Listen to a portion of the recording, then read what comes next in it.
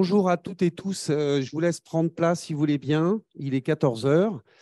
Merci à ceux qui sont en présentiel et aux nombreuses personnes qui sont en distanciel pour cet événement autour des entrepôts de données de santé. Le jour même où le Health Data Hub révèle les projets lauréats que nous pourrons entendre tout à l'heure.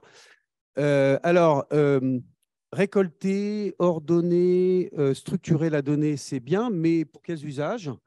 Comment la réutiliser à des fins de recherche? Comment s'en servir pour des projets d'établissement, des projets de territoire et des projets nationaux, des projets qu'on pourrait appeler interterritoriaux? C'est ce que nous allons voir cet après-midi. Nous allons commencer d'abord par donner la parole à Lise Alter, directrice de l'Agence d'innovation en santé, qui va nous rappeler un petit peu les enjeux et le contexte de cette rencontre et l'intérêt de ces entrepôts de données de santé pour le soutien à l'innovation. Avec plaisir. Bonjour à toutes et à tous.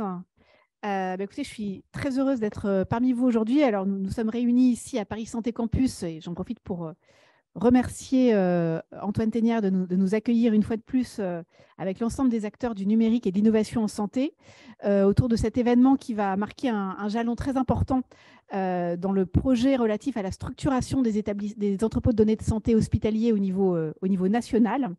Un sujet évidemment stratégique pour le développement des innovations en santé et qui mobilise et intéresse de nombreux acteurs, comme en témoigne votre présence à tous aujourd'hui.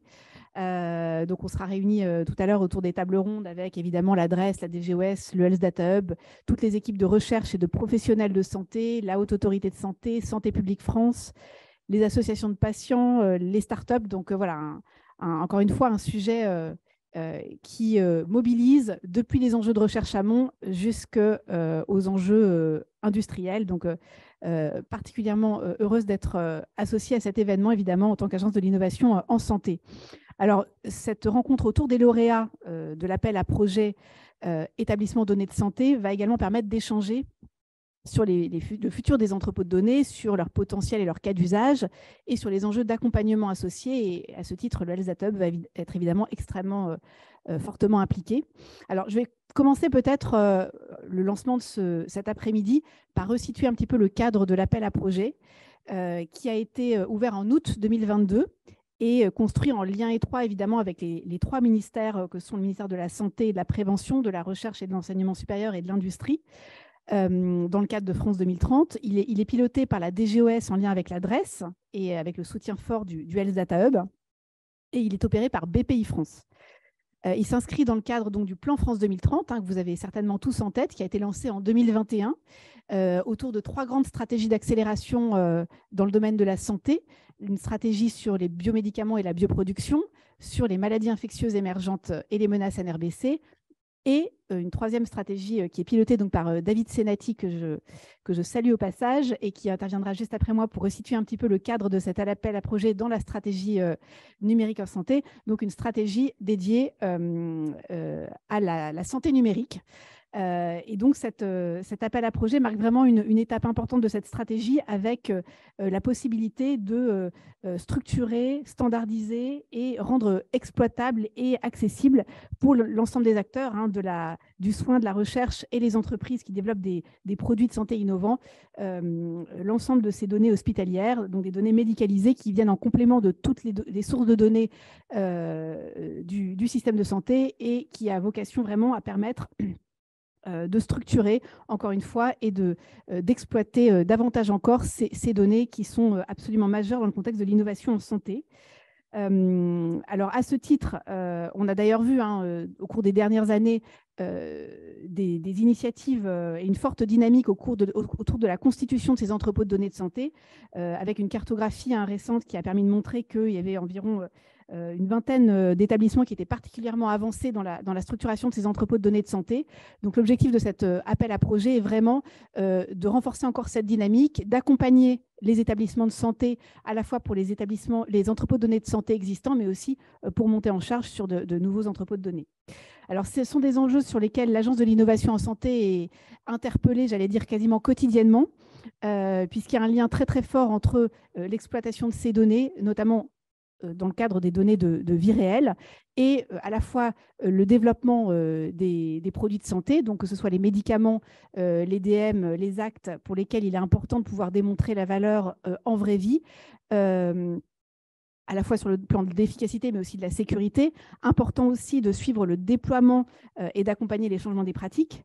Donc, un enjeu fort, évidemment, y compris dans le cadre des changements organisationnels que les innovations vont pouvoir apporter.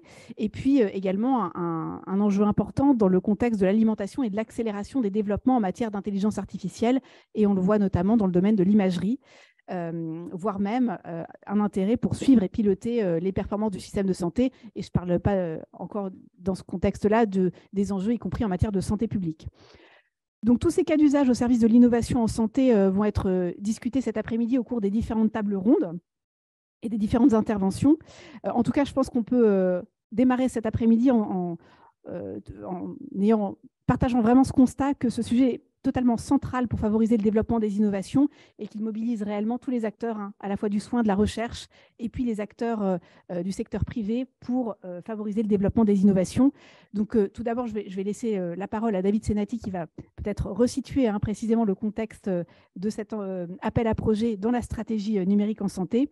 Et puis, je tiens à féliciter évidemment tous les candidats à cet appel à projet, dont le rôle est vraiment clé pour la structuration de ces entrepôts au niveau national. Merci à tous. Merci à vous, Lise. À présent, David Senati, coordinateur interministériel à la stratégie d'accélération de la santé numérique à la délégation du numérique en santé. Exact. Vous allez nous parler, David, de l'articulation entre les entrepôts de données de santé et cette stratégie d'accélération de la santé numérique. Exact. Bonjour à tous, bonjour Hervé. Merci de me donner la parole. Ravi de vous revoir aujourd'hui. Il y a beaucoup de têtes connues ici présentes et je ne doute pas qu'en ligne, vous êtes beaucoup plus nombreux. Donc, effectivement, je suis David Senati, je suis le coordinateur de la stratégie d'accélération santé numérique, donc le financeur de l'action entrepôt, mais pas que. Et c'est ainsi que je vais vous présenter les compléments d'autres actions que nous menons sur cette stratégie qui alimente ces travaux sur les données de santé. Donc, je suis à la délégation ministérielle au numérique en santé au sein du ministère des la santé et la prévention. Bien. Donc, notre objectif sur la stratégie d'accélération santé numérique, c'est de faire de la France un leader en santé numérique, rien que ça, pour 2030. Évidemment, le sujet des données de santé est majeur, on le sait tous. Je ne vais pas me lancer dans un discours enflammé, endiablé sur les possibilités liées aux données de santé, etc., même si mes collègues m'inciteraient fortement à le faire. On va gagner du temps, surtout qu'aujourd'hui est certes un grand jour pour un certain nombre d'entre vous, mais ce n'est pas non plus le dernier jour de nos sujets de données de santé. Ce n'est peut-être qu'une page parmi d'autres, mais une belle page qu'on écrit ensemble. La stratégie d'accélération santé numérique, c'est plus de 700 millions d'euros alloués au développement de la filière du numérique en santé en France, avec des actions fortes autour de la formation, de la recherche, de l'aide à l'innovation, de l'évaluation clinique et de l'expérimentation, ainsi que sur la partie déploiement à grande échelle, accès au marché. Les données de santé, c'est important. Comme je le disais, on en est au tout début de l'histoire. Enfin, je pense que vous en êtes plus conscient que moi. Alors, peut-être pas exactement au tout début, mais en tout cas, on est plutôt au début, vu l'immensité des chantiers qui nous restent encore ensemble à construire. On a entendu vos messages au début de la stratégie d'accélération sur le fait que les entrepôts de données de santé hospitaliers étaient une priorité et devaient l'être dans les différentes feuilles de route au sein du ministère et au sein de nos différents travaux.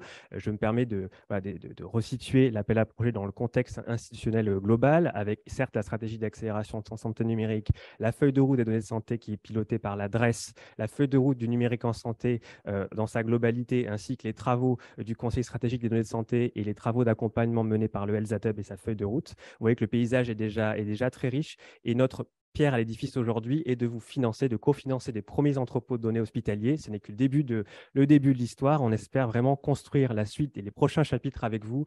Et merci à tous et bravo. Et encore bravo aux équipes de la DGOS, de l'adresse, du Health Hub et de la BPI pour la réalisation, et la DGRI, bien sûr, et la DGE, du coup, sur la réalisation de cette action. Voilà, merci à tous.